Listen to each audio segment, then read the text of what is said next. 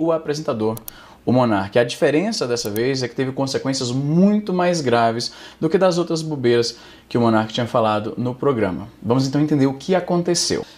Monark, conversando com a Tabitha e o Kim, em algum momento o assunto voltou para nazismo, sobre a permissibilidade de discurso de ódio que vai inevitavelmente representar um risco existencial para certas comunidades. E o Monark, ele fala no vídeo, aparentemente sabendo que vai falar algo bastante extremo, ele fala: eu sou mais louco que vocês. Eu acho que deveria existir um partido nazista. Essa é uma de várias declarações extremamente infelizes que o Monark fez nesse seu afã de defender o conceito de liberdade de expressão irrestrita, e eu sei de onde vem essa filosofia.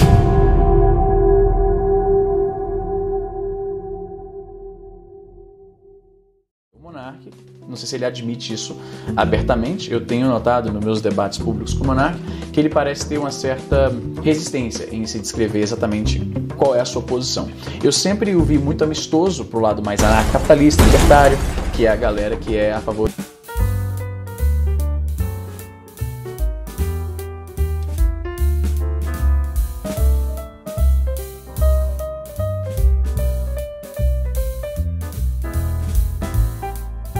Os livres é geralmente a retórica que eles usam.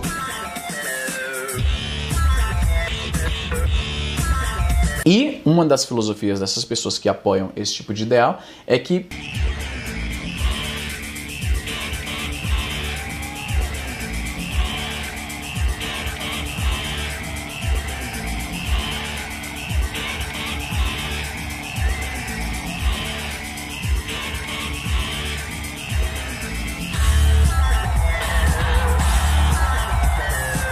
já que o Estado não deveria existir nenhuma lei e muito menos uma lei que limita fala e expressão.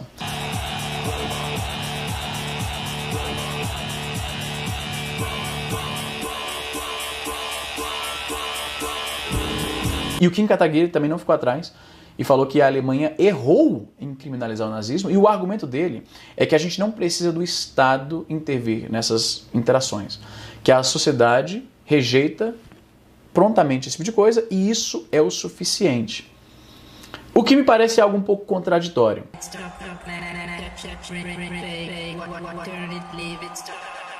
Porque quando a sociedade rejeita essa fala dele, que é justamente a metodologia que ele está defendendo, né? Se quem falar algo muito errado, muito antissocial, a sociedade vai lá e rejeita.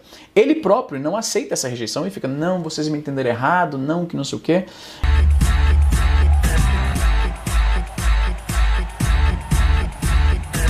E eu concordo que educar essas pessoas acaba sendo bastante eficiente em fazê-los mudar de ideia. Só que, como todo problema multifatorial, a solução também tem que ser. Então, eu acho que educação, explicar a história desses movimentos, dar todo o contexto do que aconteceu, quais eram os ideais que eles promoviam, por que isso está errado, junto com a proibição de adoção, de apologia a esse tipo de ideais. Eu acho que a solução ideal são as duas coisas.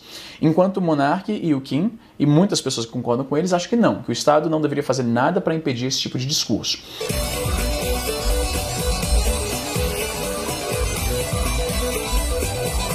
Se as pessoas todas falam que o que você está falando está muito próximo de analogia de nazismo, a gente rejeita isso. Aí ele diz que foi mal interpretado, que estão cancelando ele. Mas cancelamento era justamente a ferramenta que você estava sugerindo. Você quer que o Estado se exima de policiar isso, você está dando a autorização, digamos assim, para que a comunidade rejeite de forma unânime essa fala, e aí você vê isso acontecendo com você, e aí você é contra isso também. Então,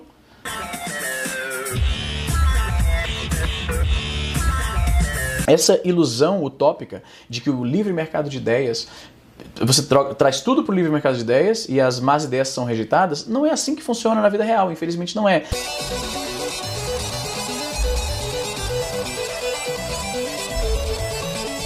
E algumas ideias são tão nocivas, tão prejudiciais, que nós, como sociedade, concordamos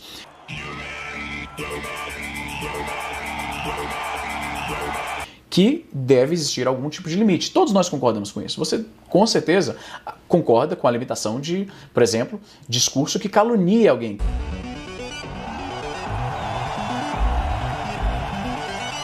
que difame alguém.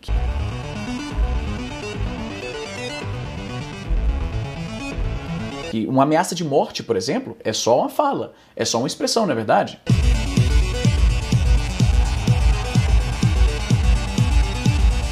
Não é por isso que nós deveríamos permitir isso a bel prazer, porque isso prejudica as pessoas.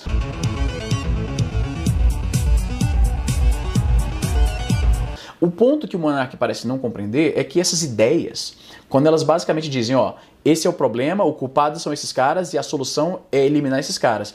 Isso não fica só no campo de ideias, não é só um tweet.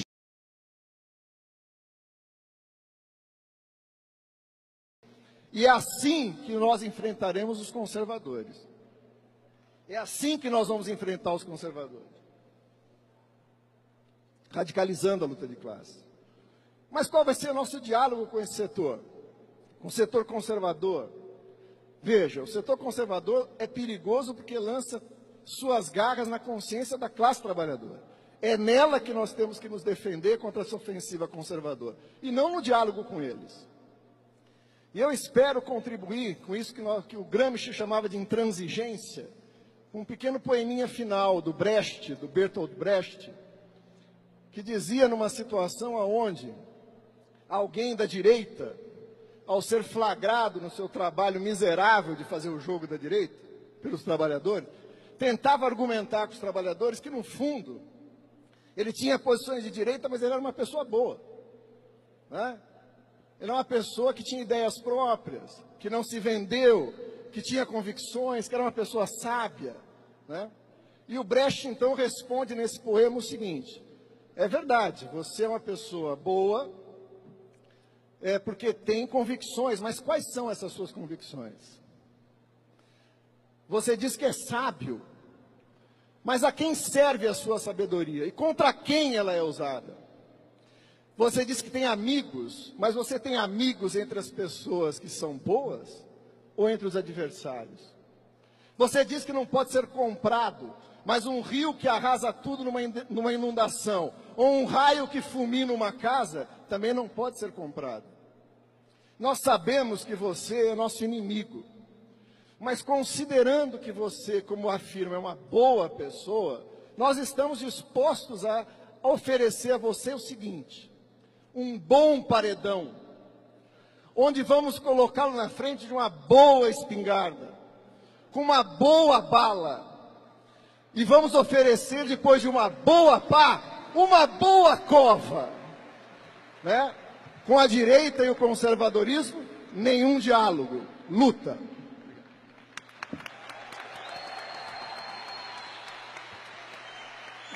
O ponto que o monarca parece não compreender é que essas ideias, quando elas basicamente dizem, ó, esse é o problema, o culpado são esses caras e a solução é eliminar esses caras. Assim como eu, por exemplo, eu sou contra, por princípio, a pena de morte.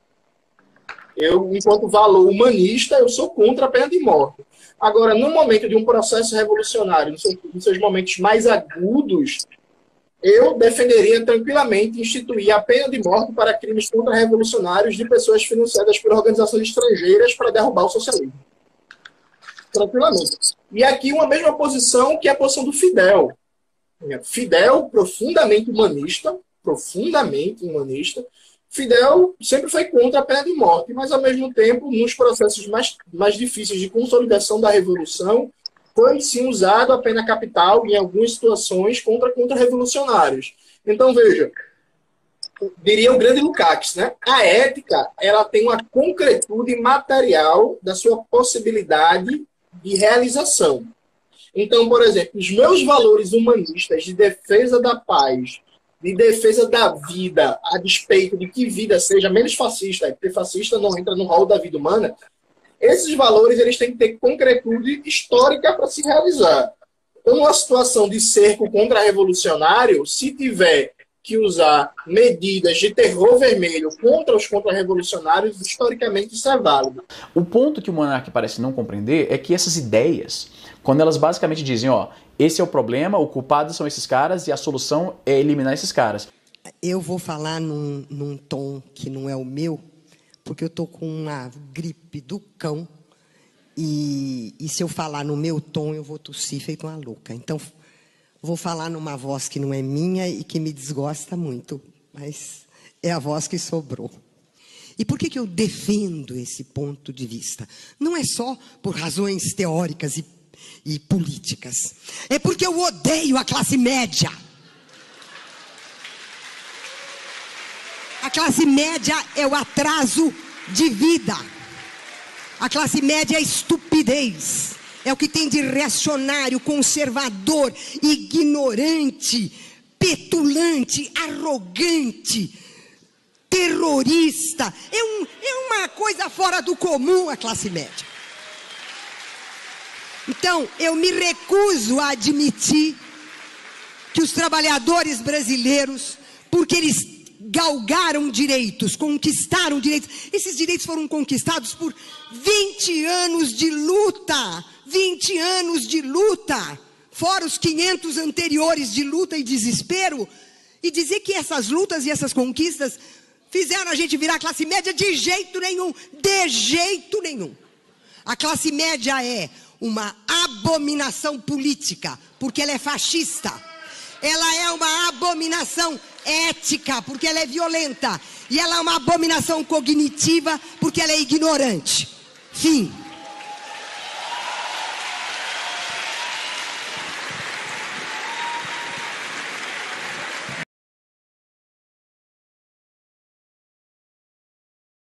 Se você permite esse tipo de coisa, não é só isso que eles vão querer mais do que isso, e esse é o problema.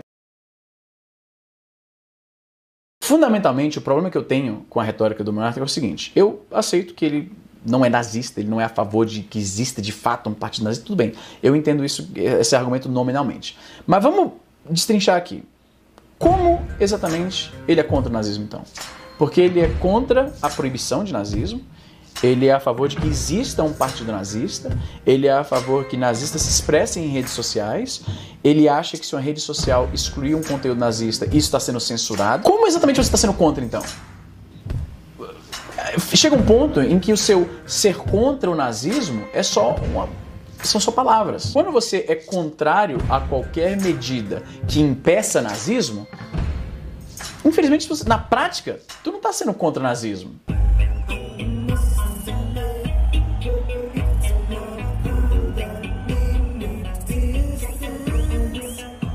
Eu acho que na verdade é trágico. O monarca é um cara que teve toda a oportunidade de aprender, de absorver mais conteúdo, de mudar de opinião, de largar essa teimosia ignorante dele, de largar esses ideais libertários malucos, né? Ele tem acesso a intelectuais de peso e ainda assim fica teimoso nesses ideais libertários que... Qual foi a consequência disso aí?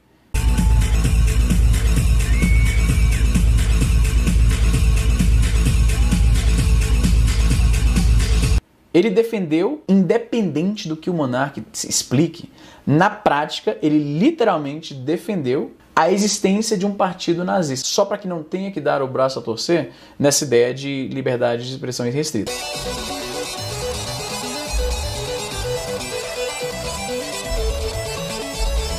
Aí com isso ele perdeu a sua empresa, perdeu amigos, ficou agora taxado de nazista para a internet inteira.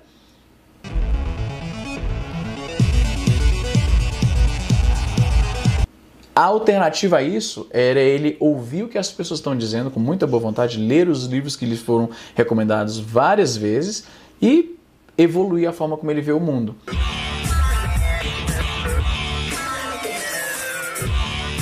Eu perguntei para eles várias vezes, né? Os libertários, eles têm essa insatisfação de se submeter a regras estatais de convívio.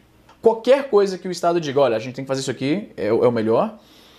E eu entendo, superficialmente, o argumento dele, que às vezes esse mecanismo pode ser usado para fins nefastos, com certeza. Mas e só porque isso pode ser feito dessa forma, você vai a priori rejeitar literalmente qualquer forma de controle estatal? Porque se você for realmente viver assim, por que você tirou uma carteira de motorista então?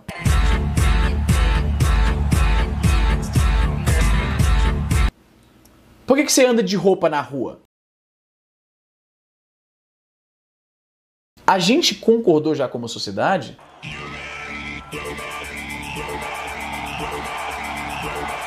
que algumas regras mínimas de convivência social são necessárias. E pelo fato de que nem todo mundo concorda, às vezes a gente precisa de um árbitro que diga, ó, é assim e acabou. Se as leis de cinto de segurança surgissem agora, você veria essa mesma galera sendo vocalmente contra e dizendo que eles estão eu estou dentro do meu carro, é a minha propriedade privada, o governo não pode dizer o que eu posso ou não posso fazer, isso afeta apenas a mim.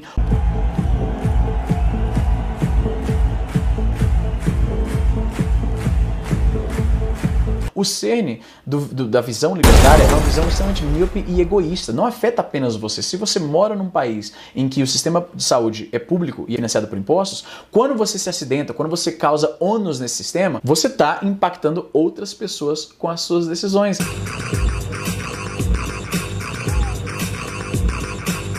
Eu já tive esse debate com o libertário inúmeras vezes, o lance de cinto de segurança.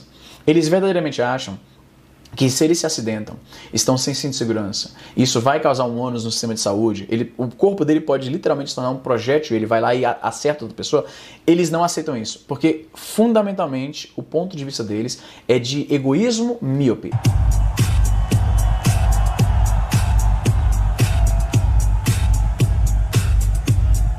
Então, no final das contas, é lamentável o que aconteceu com a empresa, com o próprio Monark, que teve tantas oportunidades de enxergar outra forma de ver o mundo. Ele só percebe isso agora porque a debandada geral de apoio de muitos ouvintes, de convidados que participaram do podcast, muitas pessoas, eu incluso, não se sentem mais à vontade de ter a sua participação num programa que agora está sendo associado na mídia brasileira como o cara que apoiou a existência de um partido nazista no Brasil.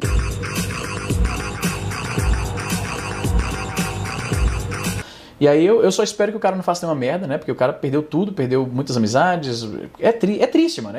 Que sirva como lição para que você não se afunde tanto nesse ideal de bolinha de internet, né? Libertário no caso, que você se torne incapaz de ouvir as pessoas que estão tentando te educar, de que como aquela forma que você está pensando e se expressando vai cedo ou tarde dar merda grande. E, infelizmente... O que mais que falta? Inclusive eu tô devendo uma resenha do caralho. Me cobrem uma resenha disso aqui que eu tô devendo lá. Do caralho, de bobeira. Do caralho. Deu no que deu.